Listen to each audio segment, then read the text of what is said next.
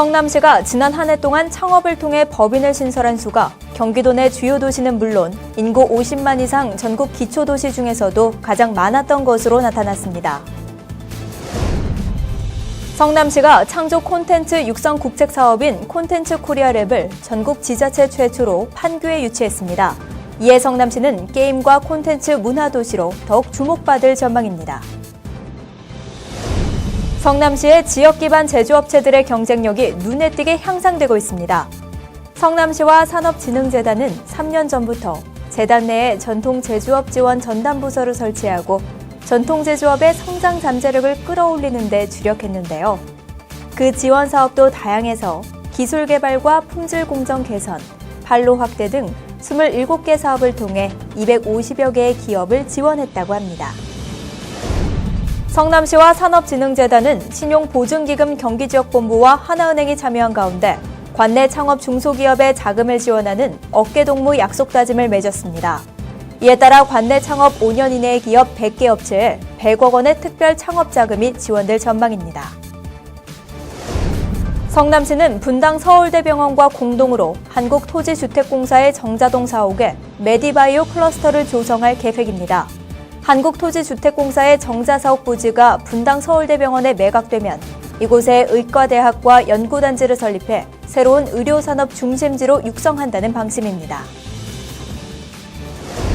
성남산업진흥재단은 경력 단절 여성의 사회 참여 확대를 위해 경기도 여성능력개발센터와 MOU를 체결했습니다.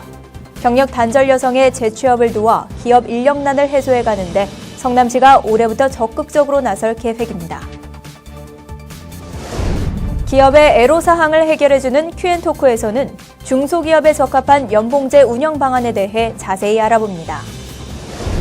화제의 기업을 찾아가보는 기업 포커스에서는 모바일 소셜 네트워크 게임 업체인 YZ 인터랙티브를 찾아가 모바일 게임 시장의 트렌드를 짚어보고 향후 사업 방향에 대해서도 얘기를 들어보겠습니다.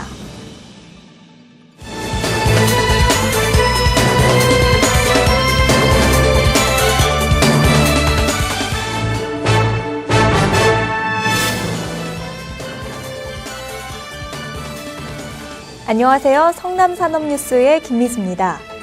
햇살이 따스한 4월인데요. 전국에서는 봄꽃 축제가 한창입니다.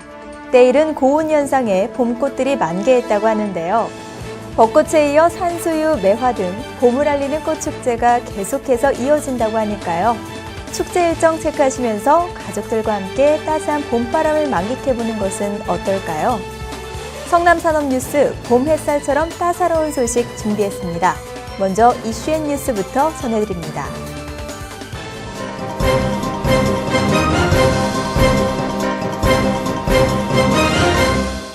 성남시가 지난 한 해 동안 창업을 통해 법인을 신설한 수가 경기도 내 주요 도시는 물론 인구 50만 이상 전국 기초도시 중에서도 가장 많았던 것으로 나타났습니다. 성남산업진흥재단이 지난해 전국 법인 설립 현황을 분석한 결과 지난 1년간 성남시에는 총 1,827개의 신설법인이 등록돼 2012년 대비 7.4% 증가하며 경기도 내 주요 도시들과 크게 격차를 넓히며 여유 있게 1위에 올라섰는데요. 매월 평균 150개 이상의 법인이 생긴 셈이니 놀라운 성과죠. 신설법인의 증가는 전국적으로 연결되는 성남시의 지리적 위치와 우수한 주거 환경, 여기에 시가 추진하고 있는 독특한 기업 지원 방식까지 이 3박자가 골고루 갖춰지면서 이뤄진 결과물이라는 분석인데요. 앞으로 기업들의 성남행 러쉬에 쭉 이어지겠네요. 성남시가 게임과 콘텐츠 문화도시로 우뚝 서 주목되고 있습니다. 시는 정부의 대표적인 창조 콘텐츠 산업 육성 국책 사업인 콘텐츠 코리아랩을 지자체 최초로 판교에 유치했는데요. 콘텐츠 코리아랩은 콘텐츠 분야의 창작 활성화와 이를 통한 일자리 창출의 선순환 구조 구축을 목적으로 하는 지역 기반형 사업입니다.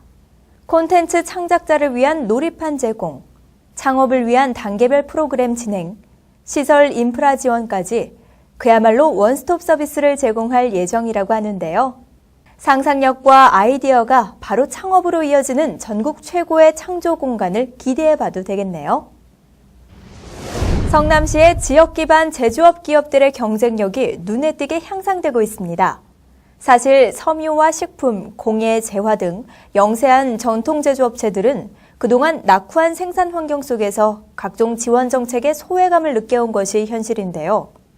시와 산업진흥재단이 이러한 기업들의 어려움을 해소하고자 다양한 사업을 지원한 결과 품질은 업, 매출은 쑥쑥이라는 두 마리 토끼를 잡는 성과를 냈다고 합니다. 성남시와 산업진흥재단은 3년 전부터 재단 내에 전통 제조업 지원 전담 부서를 설치하고 전통 제조업의 성장 잠재력을 끌어올리는 데 주력했는데요. 그 지원 사업도 다양해서 기술 개발과 품질 공정 개선, 판로 확대 등 27개 사업을 통해 250여 개의 기업을 지원했다고 합니다. 수도권 산업육성기관 중 유일하게 전통 제조업을 육성하는 성남시의 이러한 노력은 시장 내에서 실질적인 성과로 나타나고 있는데요. 실제로 남성용 구두를 생산하는 이롱상사라는 업체는 최근 자체 브랜드를 내건 제품 전시 판매장을 오픈하기로 결정해 전 직원이 바쁜 시간을 보내고 있습니다. 지원받기 전에는 굉장히 개발하려고 그런 거를 구상을 못했고요. 지원받고 나서 힘을 얻어서 개발할 수 있는 폭이 넓어졌다라고 보시면 되겠습니다. 지원받은 후에 제가 성과는 키높이를 해갖고 하반기 연매출에서 2억 정도 그 매출에도 달성을 했고요. 키높이를 해서. 성남시 전통제조업체들의 성공적인 변신. 숨은 뒷면에는 자금 지원은 물론 기술 개발, 판로 개척 등의 재단의 세심한 배려가 있었네요. 성남시가 창업기업의 성장 지원을 위한 본격적인 행보에 나섰습니다. 성남시와 산업진흥재단은 신용보증기금 경기지역본부와 하나은행이 참여한 가운데 관내 창업 중소기업의 자금을 지원하는 어깨동무 약속다짐을 맺었는데요. 이에 따라 관내 창업 5년 이내의 기업 100개 업체에 100억 원의 특별 창업자금이 지원되는가 하면 각종 정보 제공을 위한 세미나가 수시로 열릴 전망입니다. 재단은 성장이 유망하고 지역경제 기여도가 높은 관내의 전략산업 분야 창업기업을 발굴해 신용보증기금에 추천하고 신용보증기금은 보증료율 1%, 보증비율 90%로 자금 지원 조건을 개선해 주기로 했습니다. 하나은행 역시 1% 전후에 우대금리를 적용하는 등 기관 간의 역할 분담과 협력으로 창업기업의 자금 조달에 활력을 불어넣어줄 방침입니다. 성남시와 분당 서울대병원이 한국토지주택공사의 분당 정자동 본사사업 부지를 메디바이오 클러스터로 육성하겠다는 비전을 내놨습니다. 시는 한국토지공사 정자사업 부지를 분당 서울대병원에 매각하고 해당 부지를 병원과 서울대 의대, 판교 테크노밸리 등이 연계된 생명과학연구 중심의 메디바이오 클러스터로 조성할 계획이라고 합니다. 병원 중심의 메디바이오 클러스터는 연구개발과 산업육성은 물론 임상연구, 환자치료까지 모두 한 지역에서 진행할 수 있다는 것이 큰 장점으로 꼽히고 있는데요. 분당 서울대병원 역시 주변 일대가 치료와 연구의 적합지로 판단된다며 강한 추진 의지를 비췄다고 하네요. 의료산업의 중심지라는 성남시의 새로운 도약을 기대해봅니다. 육아나 가사 등으로 인해 직장을 그만둔 여성분들에게 반가운 소식을 전해드릴 텐데요. 성남산업진흥재단은 경기도 여성능력개발센터와 MOU를 체결하고 관내 경력 단절 여성의 사회 참여를 적극적으로 지원하기로 했다고 합니다. 경력 단절 여성의 채용 의사가 있는 성남 소재 기업은 면접을 통해 여성을 선발하고 경기도 여성능력개발센터는 이들에게 3개월 동안 웹 디자이너와 웹 코더 등의 IT 관련 전문가 교육을 시행한 후 수료한 여성들의 기업 채용을 지원한다고 합니다. 이 사업을 통해 관내 기업은 부족한 사내 교육 시스템 보완 효과와 인력난 해소를, 경력 단절 여성은 재취업의 기회를 잡을 수 있을 것으로 보이는데요. 재단 사업의 윈윈 전략이 지속되기를 바라봅니다.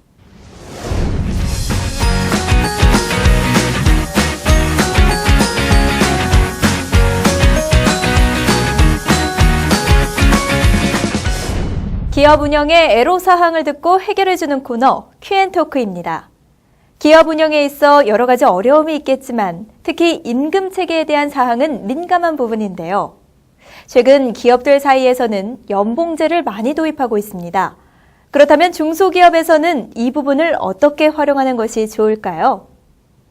오늘은 중소기업에 적합한 연봉제의 운영 방안에 대해 김선희 노무사와 함께 자세히 살펴보겠습니다. 함께 보시죠.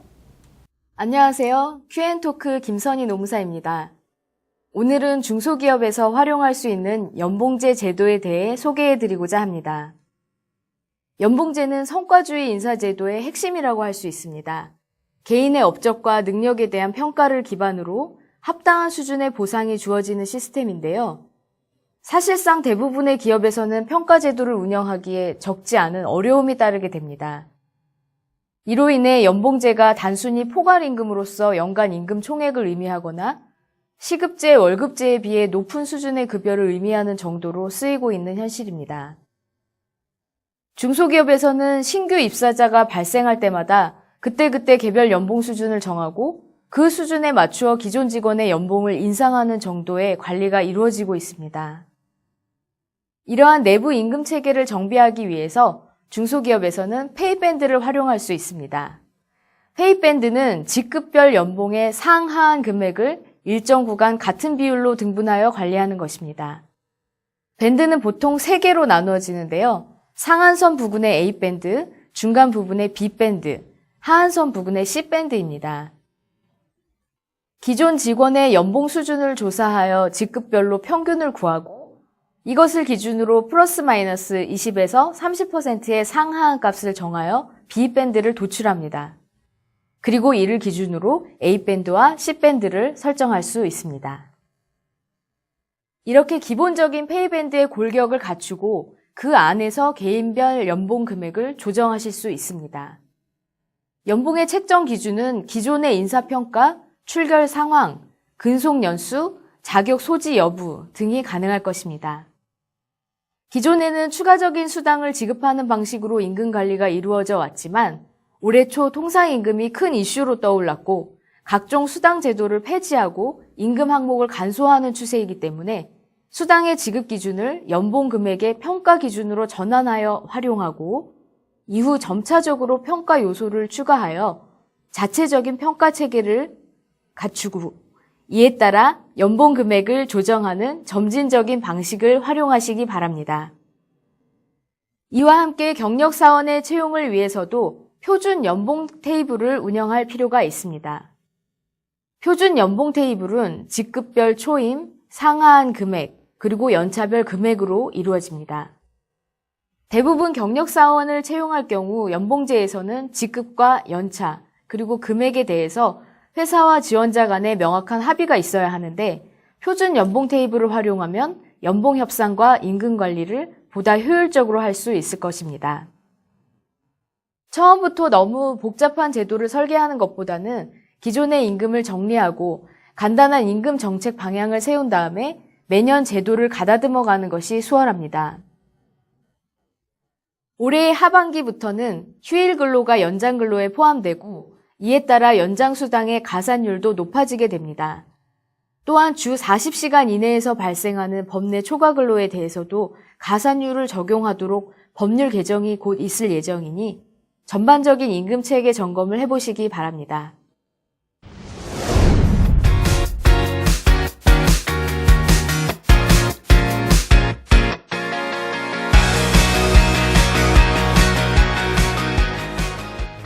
네, YZ 인터랙티브 대표 최영일입니다. 저희는 2011년도 글로벌 게임 허브센터 게임 벤처 2.0부터 해가지고 게임 회사를 세우게 됐고요.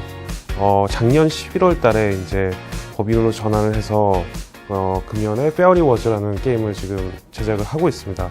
현재 글로벌 게임 허브센터 내에서도 저희는 지금 아주 적은 인원을 가지고 이제 게임을 제작을 하고 있고요. 어떻게 보면은 다른 업체들 게임을 만드는 업체들보다는 좀 적은 인력을 가지고 최대 어떤 그런 퍼포먼스를 내는 그런 회사입니다. 2명의 프로그래머 인력과 3명의 디자인 인력 그리고 제가 기획을 맡고 있고요. 재무 인력 1명을 가지고 지금 게임을 만들고 있습니다. 지금 현재 저희가 만들고 있는 게임은 총 2가지고요. 동아전쟁 이후에 저희가 6월 달 중에 스트리트 타운이라는 게임이 또 이제 출시할 예정입니다. 지원 받기 전에는 저희 같은 경우에는 인원 2명을 가지고 사업을 시작을 했습니다. 근데 그때 당시에는 저희가 장소도 없었고 어떤 그런 만들 수 있는 그런 능력도 거의 없었다고 생각이 되거든요. 근데 지원을 받은 이후부터 해서 저희가 이제 게임을 데이노션이라는 게임을 LG U+를 통해서 런칭을 하였고요. 그리고 지금 와서는 동화전쟁이라는 게임을 충분히 런칭을 할 수 있을 정도의 공간과 어떤 인력을 충분히 가져갈 수 있었습니다. 저희 페어리 워즈라는 게임, 그러니까 한국명으로는 동화전쟁이라는 게임 자체는 약간의 이제 COC류의 어떤 그런 게임인데 여성 유저를 주요 타겟으로 한 좀 약간 아름다운 좀 그 뷰와 이런 것들을 보여주는 이제 전투 게임입니다. 저희 동화 전쟁은 주로 이제 그 지금 나오고 있는 유행하고 있는 COC류의 클래시 오브 클랜류의 게임인데요. 저희는 기존에 있는 게임을 똑같이 만드는 것보다는 새롭게 재해석하고 그 다음에 어떤 유저들의 어떤 성향이나 이런 쪽을 방향을 좀 바꿔서요. 여성 유저 중심으로 게임을 지금 만들고 있고요. 클래시 오브 클랜류 게임 같은 경우에는 주로 이제 자신의 마을을 만들어서 이제 병력을 모아서 다른 사람의 마을을 쳐들어가는 게임인데요. 결국에는 이제 자기 자신도 자신이 만들어 놓은 마을을 남한테 침범을 받고 점령을 당할 수 있는 그런 형태로 계속 왔다 갔다 하는 소셜 게임입니다. 뛰어난 그래픽과 게임성으로 승부를 걸고 있는 YZ 인터랙티브. 앞으로도 국내뿐 아니라 세계적으로 뻗어나가는 게임 업체가 되기를 바라봅니다. 화제의 기업을 찾는 기업 포커스는 계속해서 이어지니까요. 많은 관심과 사랑 부탁드립니다.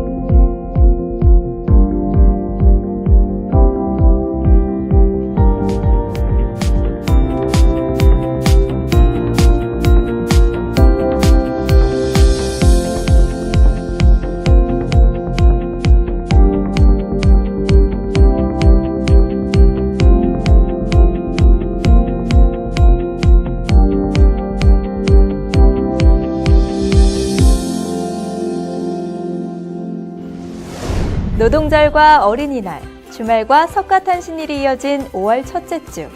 황금 연휴를 기다리는 분들 많으실 것 같은데요. 해외여행을 떠나는 사람들로 항공권 매진은 물론이고요. 국내 호텔이나 콘도 등의 예약도 이미 꽉 차 있다고 합니다. 설레는 황금 연휴, 알찬 계획 세우셔서 가족과 함께 즐거운 나들이 만들어보는 것도 좋을 것 같습니다. 성남산업뉴스 저희가 준비한 순서는 여기까지고요. 저희는 다음에 더 알찬 소식으로 찾아뵙겠습니다. 시청해주셔서 고맙습니다.